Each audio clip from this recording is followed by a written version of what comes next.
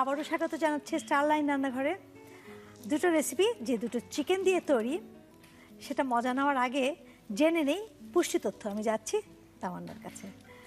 তামান্না, তোমার কেমন লেগেছে? আমি তো বসে থাকতে পারছি না খাবারের জন্য, বলে ফেলো। Really 5 star look. তো 5 স্টার খাবারগুলোর নিউট্রিশন কিন্তু আসলেই হেলদি হয়, কারণ আপনি দেখেছেন যে খুবই খুবই কম ইনগ্রেডিয়েন্টস, এবং ওনার সাথে আমি আগে অনেক কাজ করেছি, মানে ওনার ইনগ্রেডিয়েন্টস সিলেকশন আমার খুব পছন্দ। স্পেশালি এখানে অলিভ অয়েলের ব্যবহার করেছে, এবং যে খুব সুন্দর করে সসের স্ল্যাশটা দেওয়া হয়েছে। এটা একটু বলি, আমি এখান থেকে আসি যে আমরা সাধারণত দেখা যায় যে কোনো খাবারে সস অনেক খেয়ে ফেলি, কিন্তু সসে কিন্তু অনেক ক্যালোরি আছে, এবং সেটা অনেক সময় আমরা কাউন্টই করি না। বাট এইভাবে দিলে হয় কি যে 5 জন এটাকে খেলে কম খাওয়া হবে। নাম্বার 1, যারা ডায়েট করছে, যাদের ব্লাডে কোলেস্ট্রলের ভালো কোলেস্ট্রল HDL বলি যাকে, এটা অনেক সময় অনেকের কমে যায়, দেখা যাচ্ছে কোলেস্ট্রলও বাড়ছে, গুড কোলেস্ট্রল কমে যাচ্ছে, তাদেরকে আমরা সাধারণত অলিভ অয়েল খেতে বলি, কারণ অলিভ অয়েলের যে MCTZ সেটা গুড কোলেস্ট্রলকে বাড়াতে হেল্প করে।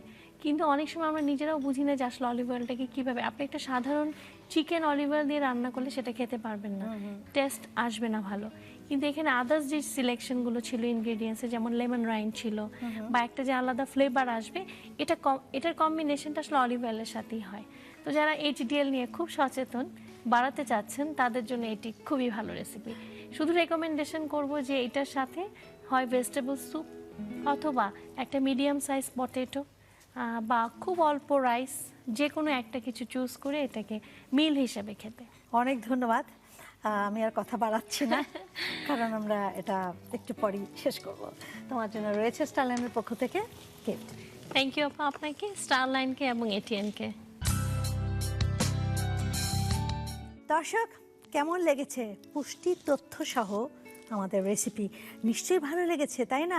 আমরা তো সবসময় চেষ্টা করি কিভাবে আপনার টেবিলটাকে পুষ্টিকর খাবার দিয়ে সাজানো যায় এবং পরিবারের সকলকে নিয়ে খাবারটা এনজয় করা যায়।